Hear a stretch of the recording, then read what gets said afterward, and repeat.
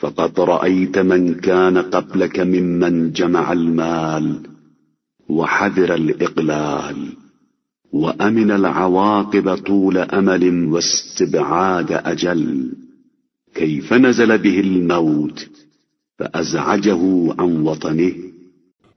تم دیکھ چکے ہو کہ تم سے پہلے والوں نے مال جمع کیا، افلاس سے خوف زدہ رہے، انجام سے بے خبر رہے، صرف لمبی لمبی امیدوں اور موت کی تاخیر کے خیال میں رہے، اور ایک مرتبہ موت نازل ہو گئی اور اس نے انہیں وطن سے بے وطن کر دیا.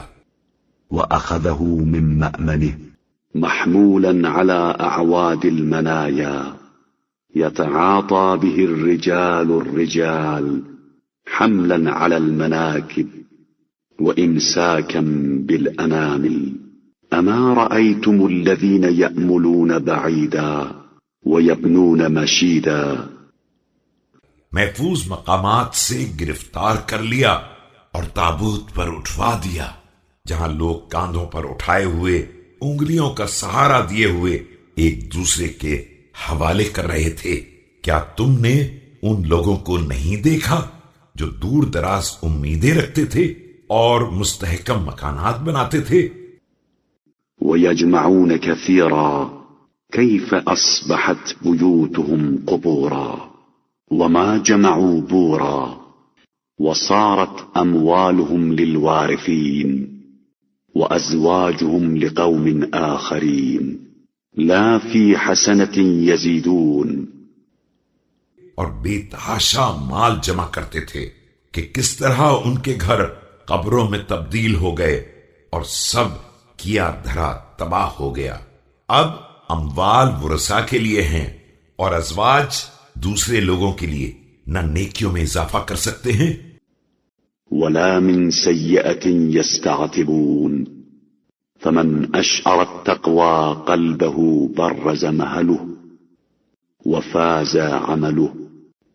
فاهتبلوا هبلها وعملوا للجنة عملها فإن الدنيا لم تخلق لكم دار مقام. اور نہ برائیوں کے سلسلے میں رضا الہی کا سامان فراہم کر سکتے ہیں. یاد رکھو کہ جس نے تقوی کو شعار بنا لیا وہی آگے نکل گیا اور اسی کا عمل کامیاب ہو گیا. لہذا تقوی کے موقع کو غنیمت سمجھو اور جنت کے لیے اس کے اعمال انجام دے لو. یہ دنیا تمہارے قیام کی جگہ نہیں ہے. بل خلقت لكم مجازا لتزودوا منها الأعمال إلى دار القرار فكونوا منها على أوفاز وقربوا الظهور للزيال. یہ فقط ایک گزرگاہ ہے کہ یہاں سے ہمیشگی کے مکان کے لیے سامان فراہم کر لو.